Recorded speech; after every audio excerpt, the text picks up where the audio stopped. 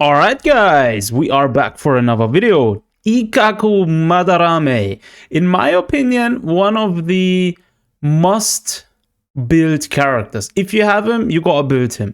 I mean, generally speaking, if you are one of those players that doesn't want to summon for the limited SSR Bankai Ichigo currently, then he's going to be your best DPS character for everything, right? The second best team currently is going to be a full thrust combination, pardon me, with Ikkaku, right? Kaname Tosen, and if you have Kisuke, then use Kisuke. If you do not have Kisuke, then it's going to be Orihime, right? In this video, we're going to cover everything you need to know about Ikkaku, how to build him, how to play him, what teams does he work on best, how to actually use his skills, right? So there is a specific rotation, obviously, with every team, right? And we're going to take you through everything you need to know. So let's get started. All right, now in terms of his weapon, his best one is going to be when the Ryumon turns red. This is going to be his signature weapon. If you can get this one early up, it will be the best choice for him, because this one essentially will basically instantly fill up his spiritual pressure, right, when he enters into Bankai. Also, while in Bankai state, his special attack damage is increased by 100%, and also while in Bankai state, each basic attack increases to the ASPD of the attack of the next basic attack, so basically the attack speed, in case you're wondering, by 15% for 8 seconds. So you gotta imagine, he's going to be an extremely fast attacking character. The main focus has already been given away. We can actually jump on to the next point. But before we do that, the free-to-play option for his weapon stamp is going to be the piercing thrust, right? If you have the piercing thrust and you do not have a signature weapon stamp, then this is going to be the next best option. Nevertheless, he will lose a lot of damage and a lot of speed. So to maximize Ikkaku, try and get his limited character stamp as quick as possible. All right, now skill leveling priority. Again, passives are going to be his first priority. Obviously, build up his passives because he will basically accumulate more spiritual energy, deal more damage overall. He's also going to be able to inflict wounds. So also he is a DOT character. Again, the same way Kaname is a DOT character, like a damage over time dealing character, right? And again, make sure you level up his passives first, right? After that, your main focus is going to be basic attack. Level this up as high as you can, because his main utility is going to come through his basic attacks. They will be dealing a lot of damage. They will also get increased attack damage speed when you have his limited character stamp, right? After that, you will focus on his ultimate first, right? This one will basically allow him to deal a lot of damage to nearby enemies. Obviously, has a small sort of AoE kind of radius. All of his moves will also get attacked for a specific amount of time. He does have here, once you have the ultimate, if you tap it again in the Bankai state, you're also gonna automatically release at the end of the Bankai state, or when Ikkaku's HP drops to 0. So it basically releases all of his power to launch an explosive powerful strike, dealing damage equal to 1188% of attack and removing the Bankai state, right? Now, the interesting thing about this, say for example, you're in Bankai, right? And you're gonna get defeated. This is going to get released automatically. So it's sort of like a last strike he will do automatically if you basically die, right? Last but not least, focus on his technique. This is most of the time going to have the least priority with Ikkaku specifically, right? He's a basic attack damaging character, but nevertheless, you want to get this as high as possible. This one will also inflict stacks of wound, which will then stack with, for example, the stacks you inflict with another character like Kaname. All right, now Dupe Priority. Obviously, Ascension level will matter with any character. Again, the best one is going to be the Ascension level 8, which basically all of his attacks will inflict something called misfortune on the enemies. At 8 stacks, Ikkaku's special attack deals extra damage equal to 500% of attack on hit. So this is going to be interesting. Definitely one of those things which you want to have. After the attack, this will also obviously consume all the stacks of misfortune, and Ikkaku cannot inflict any further misfortune for 3 seconds. So similar to the wound stacks you get for Kaname, right? Now, generally speaking, there is not really a need to go for dupes, right? He's actually very good at 0 dupes. However, he will get better. Compared to Ichigo, obviously, he does lack a bit of damage in terms of raw power.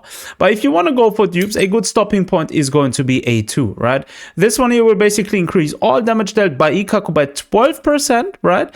And this will also increase to 24% when hitting targets inflicted with wound.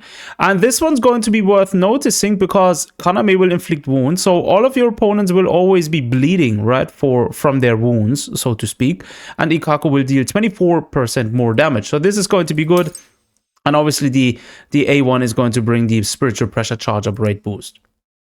Alright, now teams. Yeah, this one's gonna be a tough one. I see a lot of people, actually, I gotta address this. I see a lot of people pairing somebody like Ikkaku with, like, say for example, Ichigo and Byakuya. That is a team which doesn't work. It doesn't have any synergy, right? You're not going to get a full slash team bonus, right? On one hand. On the other hand, Ikkaku doesn't fit in a slash combination, especially with Ichigo and, like, for example, Bankai. Byakuya, I get it. You got 5-star characters, you want to throw them in a team, but this wouldn't work. Optimally, a team, for example, if you do not have Kaname and you do not have Kisuke, the best team is going to be Ikkaku as your main DPS character. Then you want to run 4 eyes here. You want to run Uryu Ishida as your tactical unit. He will bring the battlefield skill to the field. And as for your support, you want to go with Orihime, right? This is going to be your first go-to team if you have Ikkaku and you're lacking the other characters, right? Now, if you do have Ikkaku and you have Kaname, then obviously Kaname is going to be his best teammate. So Kaname is going to be the tactical unit. He brings to the field the battlefield skill, which is called Stake My Honor, right? This is going to inflict, help with... Kaname overall is going to help inflict wounds and hurt your enemies, right? The best support character will be for this team Kisuke, without a doubt. Kisuke is just very versatile because he's not only limited to slash teams, but he's globally, he's universally adaptive to almost any team in terms of supporting abilities. If you do not have Kisuke, like in my case, the best support is going to be still Orihime, right? So Orihime is going to be the best support.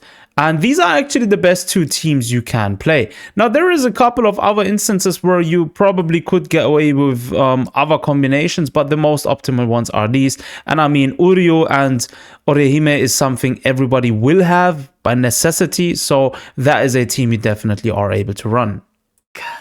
All right, now let's talk about stamps. So accessories stamp, that's what it's called in this game. You have a core stamp and you have your farmable stamps, right? So obviously the best one here is going to be Unyielding Light, which is going to be the best set. You want to run a 3-piece set, which basically increases his thrust damage by 11%, and the 3-piece increases his special attack damage by 30%. Each time a special attack is released, it also increases the ultimate damage by 14% for 15 seconds.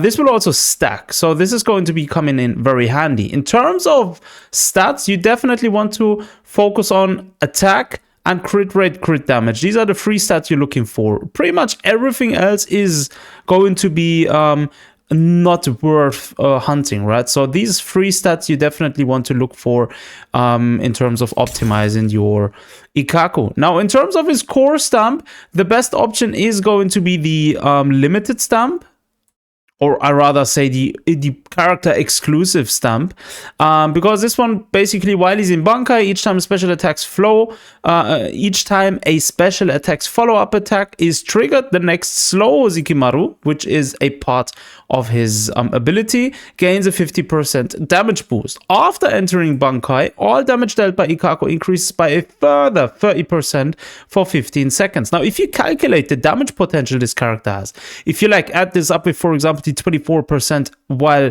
Ikkaku is able to attack a wounded enemy, you already do it 54% more damage, which is just like literally broken.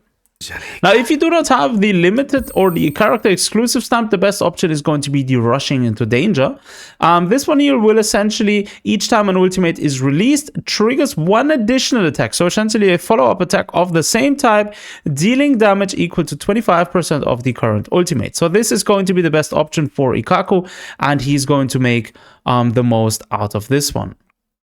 All right, now let's jump into a fight and let's actually talk about rotations and how you want to actually play Ikkaku. All right, let's get into this.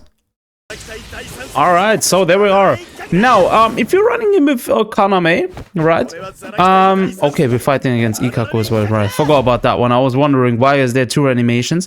If you're running with Kaname, first things first, always switch into Kaname. Let Kaname do his technique, and then switch to your support. In this case, Orihime. Let her bring up her shield, and then you want to stay on the field with Ikkaku for a while until you're able to actually proc your battlefield skill with Kaname, switch out to Kaname, utilize the battlefield skill, and then always back and forth. It's most of the time it's only a back and forth between your battlefield skill character and your